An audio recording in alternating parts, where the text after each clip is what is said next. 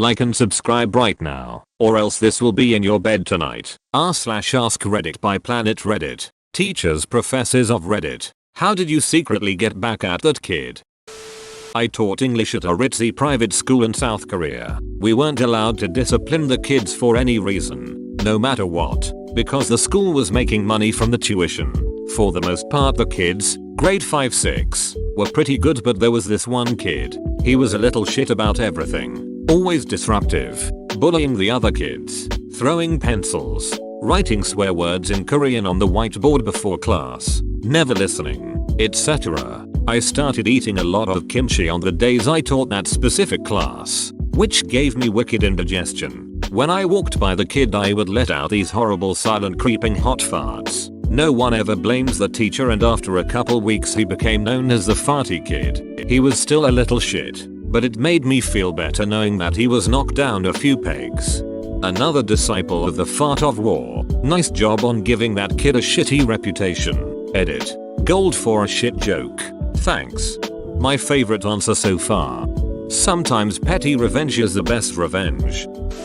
My stats professor said he saw a group of really talkative and distracting kids doing well, and he thought it was fishy. He looked at the tests and saw that they were all the same answers. Then he looked at the seating chart and noticed that they could all look over each other's shoulders to the front of the class where the smart, quiet girl sat. Solution: give her a different test. Only her. When he handed back the tests, he told everyone who got under a certain grade, like a 50%, to come see him. Each student got like a 10% or something. When they were alone, he basically said, well, this is your punishment for cheating. Don't do it again. I thought that was awesome. Edit. Sorry, not to mention this was a high school secondary school stats class. If it were college, definitely should have been reported.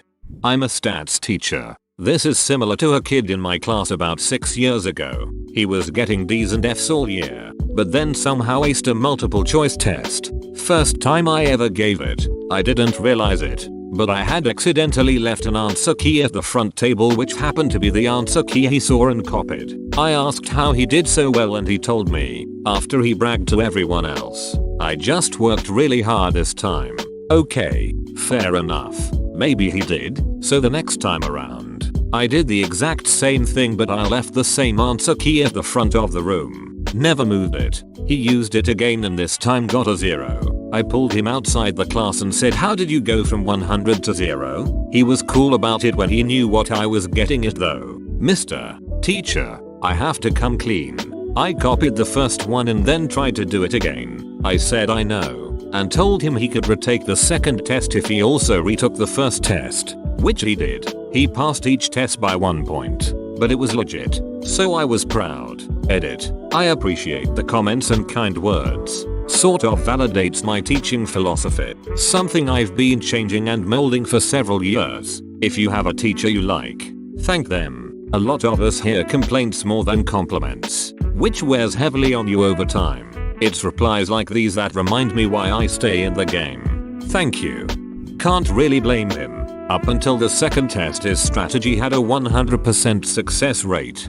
Way too small a sample size.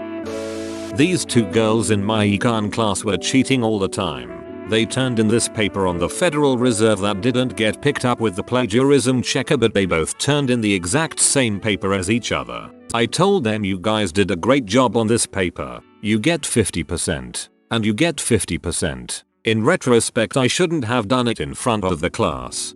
I had a teacher who had this policy for every assignment. It sucks being on the other end, especially when you actually didn't cheat. You don't get a trial or an opportunity to defend yourself or anything. You don't even find out the names of who you allegedly cheated with. You just find out weeks later that you got a 33% on some homework assignment because you were allegedly cheating with a couple people. I had a group assignment when I was at university, and we all got hit with the plagiarism checker. I don't know if they're all the same, but this one picked you up if you had 10% or more in common with another student. It was a group project, so the method and intro was pretty much the same for all of us. When I submitted my dissertation, the plagiarism detector said I'd plagiarized myself. It detects against all the papers submitted by students as well as articles and stuff, so I must be prone to using the same words in combination. Edit. A lot of people have mentioned you have to reference yourself, which is true. I only mentioned it because the detector picked up my page numbers, name and student id. I used the same template for every paper for consistency, and then fragments of sentences where I used the same sorts of phrasing and my bibliography. I didn't get in trouble, I just thought it was an amusing anecdote. How in the world is it illegal to write a bad review of a student? That kind of defeats the purpose of these reviews, doesn't it? Edit. Follow-up question. I guess for OP, what was stopping those teachers from all just saying no, I won't write you a letter? The HR guy at a company I used to work for told me that they're not allowed to say if I was a good worker or not. They were only allowed to confirm that, oh yes, Flipsticks does work here. You couldn't even list your boss as a reference, because they weren't allowed to say anything positive or negative about you. Aren't the point of references to help you get a job? My previous employer was much the same. HR told employees that they were not allowed to give references to ex-employees. Not at all. Any such reference request was supposed to be redirected to HR, who would merely give the job title and the dates of employment for the employee. Fortunately for me, I worked in engineering, and engineers usually say things like, "What? No, that's dumb. Here's my cell phone number and personal email address. Have them contact me." There was a kid in my class who always was cheating on my tests and quizzes. I caught him several times and contacted the parents, but nothing was ever really done about it, aside from the fact that he got zeros if I caught him. I don't think his mom ever really believed he was cheating as much as he was, and there were plenty of times I probably didn't catch him. Once on the midterm, he missed the test. He came back the day I gave the kid their scores back, which also had the answers, but not the questions. I saw him sneakily talking to his friends and they gave him their papers that had the answers on them. I didn't say anything, but the makeup midterm has the same questions with all of the answer choices moved over by one letter. A little bastard got a 3% on a multiple choice midterm. I assume he must have read one question and then copied the rest from his friends. Justice. This was kind of a common thing for multiple choice tests for me growing up. The teacher would print off 2 or 3 copies of the same test just with the order of the questions mixed up.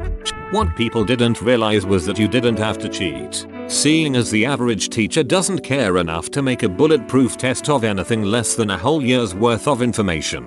You can eliminate options with logic and have a good number of questions answer other questions on the test for you. With a D worth of essay info I could spin as like magic thanks to multiple choice. You mean effort and logic? I'm pretty sure that's all most teachers want. Not secretly, but I learned to take copious notes and have a file on every student. Lazy students will often try to throw the blame on the teacher. I had 2 students request a meeting with the dean of students to discuss my unfair grading, and I showed up with a stack of evidence. Every substantive in-person interaction was documented on the front of the file, and I included copies of every email and note on the inside. There's nothing more embarrassing than coming face to face with your own laziness and being unable to wriggle free. They started paying attention after that. My boss always says that the team with the better documentation always wins. Bravo. In my case, it's the team with the documentation that promises the most income that wins. Sales versus engineers is almost always a losing battle for the people who actually have to create the thing. I have a student lied to my boss. She had asked me to give her a point back on something, and I got fed up and just gave in. Well, she emailed my boss saying I didn't, basically trying to get around the system to get another higher grade. I then forwarded the email in which she confirmed she had seen her grade in the gradebook and confirmed her problem was resolved. My boss then emailed her back saying she sees no problem, and CC'd me in the chain. So now the student knows I know she lied. Class should be interesting on Tuesday. Edit. I'll update you guys on how class goes next Tuesday. The university is on spring break, so we don't have class tomorrow. I'm planning an overly nice approach after giving my blanket statement about how I keep track of all student correspondences and in a PC way. Tell them to stop being Winnie Beaches. Update 1. I haven't forgotten. Class starts in an hour. And I'm nervous because I'm actually really sensitive. Despite my beachiness online. Wish me luck. I'll probably get shit because I'm about to hand her a failing grade on the last assignment. Because you know, she failed because she didn't physics right. I'll update tonight. Not a teacher, but back when I was in high school, a student had sex with the coach's daughter in the locker rooms. The coach made that kid's life hell, making him run around the school who knows how many times and just working him to exhaustion for about 2 months. After that, the daughter was caught having sex with 3 other guys at a party and the coach realized his daughter was a slut. A student had sex with the coach's daughter. Nothing wrong with that. His daughter was a slut. Nothing wrong with that. The coach made that kid's life hell. Something wrong with that. Coach sounds a bit of a dunt. BBB, but if there's nothing wrong with his daughter having sex with a student, that means she's a human being who can make her own decisions about her own body, and it's none of her father's business who she chooses to have safe consensual sex with, and the father was way out of line using his authority to punish a kid for not doing anything wrong. I gotta go sit down somewhere. I know. I hate when people act like it's normal or even cute for a father to take ownership of his daughter's sexuality. It's just gross. Take comfort in the fact that this almost certainly never happened. Join our community Discord, link in description. My favorite English teacher once led a discussion about Vietnam War novel The Things They Carried into a discussion about drugs and paranoia in order to duck with the dude that always showed up to class high. She didn't look at him once, just kept saying stuff to duck with him, while, might I add, actually leading a very interesting conversation about drug abuse in Vietnam. I was sitting across the room from him and he looked like he was dying. I was baked sitting in my high school history class and we were working on some individual textbook work, and she came up behind me, made some weird noise in my ear, then looked me in the eyes and asked how my day was going. I shat a brick. Found the robot. This right here is a good one. Do you have any specifics from the drug discussion that freaked him out? I have taught physics at the college level, and my experience was that kids would inevitably fail. It turns out someone who brazenly copies their homework doesn't learn enough to pass the exams, for example. So hey, no need to plan revenge. They would do it to themselves. This works until they give you bad evaluations because you didn't just give them a good grade for just showing up. However, what you said is why I don't both cracking down on people copying homework assignments. Technically, that's an academic honor code violation and they can get in all sorts of trouble for it. But it's not worth my effort when they're just screwing over themselves. The good devils from the students that did their part make up for it. Most department heads are smart enough to know when a bad eval by that one student is petty horse shit. Or maybe I was always lucky.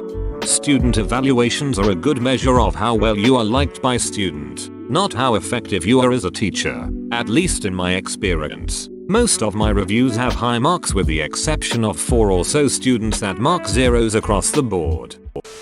The way I got back at that kid is tricking him into believing he's just playing and getting away with things, while he actually learned without knowing that he was actually learning. Booyah. Haha, that idiot is gonna keep that knowledge with him for the rest of his life. Playing the long game here. He's gonna be a CEO for a flourishing company and curse this teacher for giving him knowledge. Ha, sucker, I was actually just playing Candy Crush all class.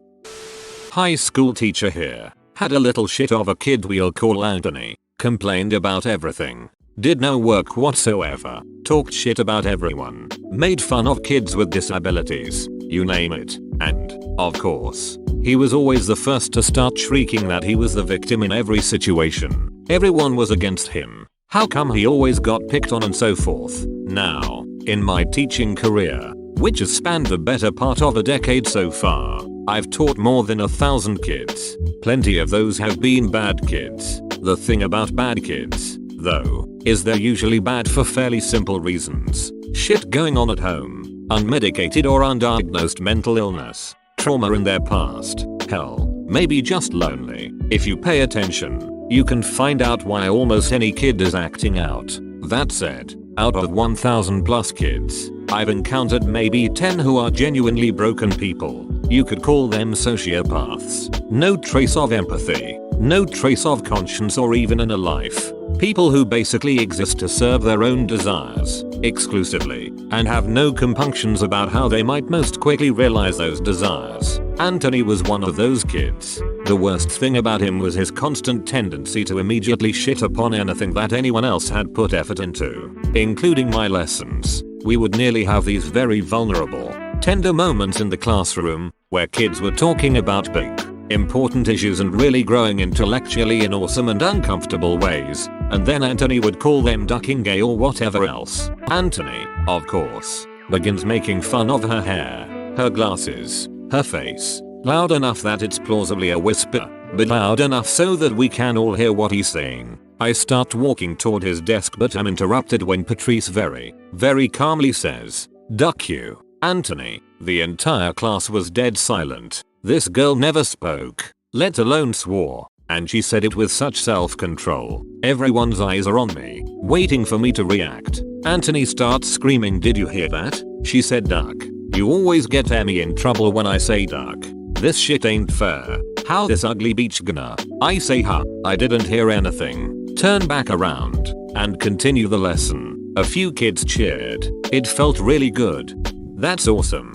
I don't know if you will read this, but I just want to say it is teachers like you that made school manageable for people like me and that girl you mentioned. I went through my first 2 years in high school trying my absolute best to make new things and help out classmates, but it always led to me getting shit on by people like that Anthony guy. Come junior year, I had pretty much given up on trying to do anything interesting in high school, withdrawing from clubs and spending inordinate amounts of time alone in the library. It doesn't take a whole lot to whittle down a person's confidence, especially if they don't have good self-esteem in the first place. I definitely did not, but I hope that due to the efforts of teachers like you, what happened to me doesn't happen to anyone else.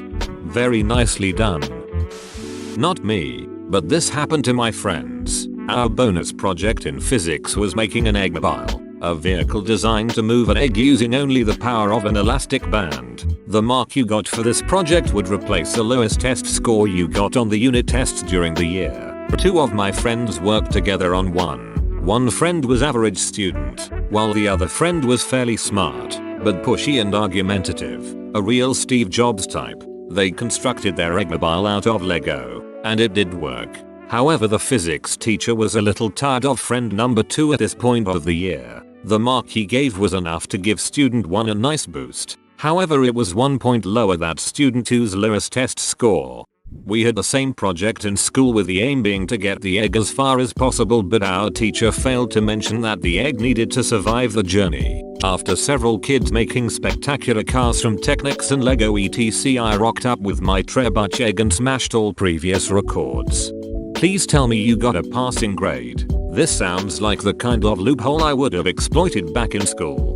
I followed the rules to the T and was passed because of it. As far as I'm aware, the record still stands and the project was amended to having an undamaged egg at the end of the journey. Another physics class loophole I exploited was a project where we were instructed to construct a bridge between 2 tables using a pack of straws, a length of tape and our own ingenuity. The bridge had to hold a 1 kilo weight and the person who used the least raw materials would be considered the winner. Many awesome bridges were built and some even held the kilo weight. However, all were undermined when it came to my turn and I led across the gap between the 2 tables and put the kilo weight on my stomach. I successfully used 0 raw materials and held 5 kilo weights. Another record.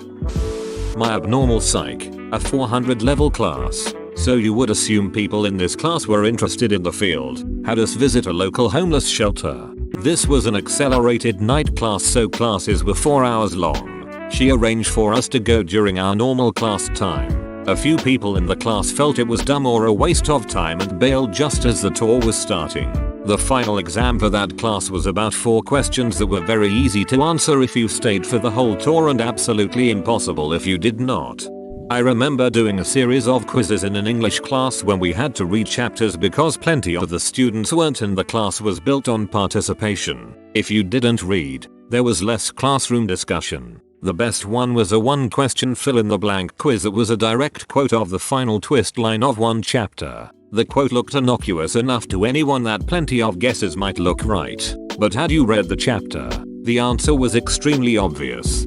Damn. 800 words? That's like 2 pages. Depending on the class, that only takes about 4 hours. Some of my Reddit responses are longer than that. Edit. General response to people saying, OMF, you need a whole hour to write 800 words? Yep, because I like to score 100%. It's not enough to simply get an A. I want the teacher to think Newton and Hemingway merged in a weird space-time experiment I made to have them be my writers. The little comments they leave like funny. Very thoroughly. Read. Too much. Researched. Great job. Come see me. Etc. Next to a 100% with the stupid 8.